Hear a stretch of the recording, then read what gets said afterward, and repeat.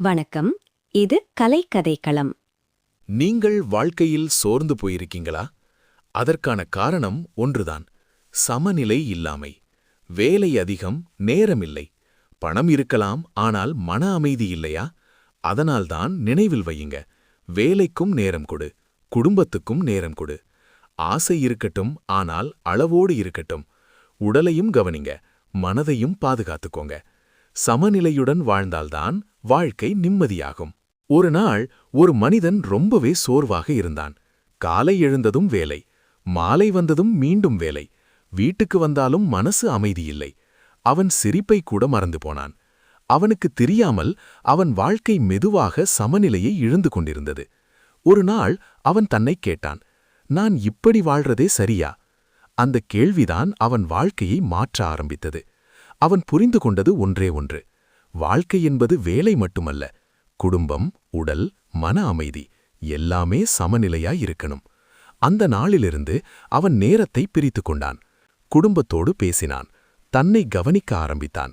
மெதுவாக அவன் வாழ்க்கை நிம்மதியாக மாறியது. இதுதான் வாழ்க்கை சமநிலை தத்துவம். அதிகமோ குறைவோ இல்லாமல் சரியான அளவில் வாழ்வதே உண்மையான சந்தோஷம். வாழ்க்கையில் எல்லாரும் வெற்றி பெறவே விரும்புறோம். ஆனா ஒரு முக்கியமான விஷயத்தை மறந்து விடுறோம்.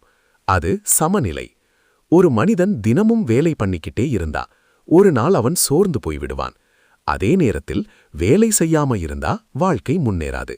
அதனால்தான் வாழ்க்கையில் சமநிலை மிகவும் முக்கியம். நம்ம வாழ்க்கையில் 4 முக்கியமான விஷயங்கள் இருக்குது: வேலை, குடும்பம், உடல் ஆரோக்கியம், மன அமைதி. வேலைக்கு மட்டும் முக்கியத்துவம் கொடுத்தா குடும்பத்தை இழக்க நேரிடும்.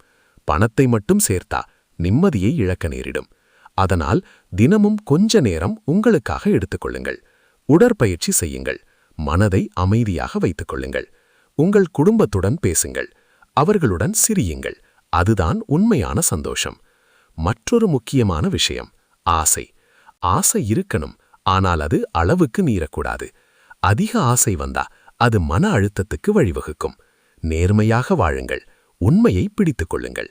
நீங்கள் எல்லாத்தையும் சமநிலையுடன் வைத்திருந்தால் உங்கள் வாழ்க்கை தானாகவே அழகாக மாறும்.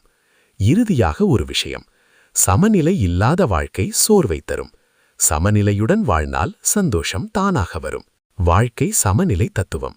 அதிகமோ குறைவோ இல்லாமல் ஒவ்வொன்றையும் சரியான அளவில் வைத்து வாழ்வதே உண்மையான சந்தோஷமான வாழ்க்கை. முக்கிய கருத்துகள்: வேலை, வாழ்க்கை சமநிலை. வேலை மட்டுமல்ல, குடும்பத்துக்கும் நேரம் கொடு. மன அமைதி. அதிக யோசனை இல்லாமல் அமைதியாக இரு. ஆசை, தேவையின் சமநிலை. அதிக ஆசை துன்பம் தரும். தேவைக்கேற்ற வாழ்வு நிம்மதி தரும். உறவுகள் முக்கியம். பணம் மட்டுமல்ல, மனிதர்கள் முக்கியம்.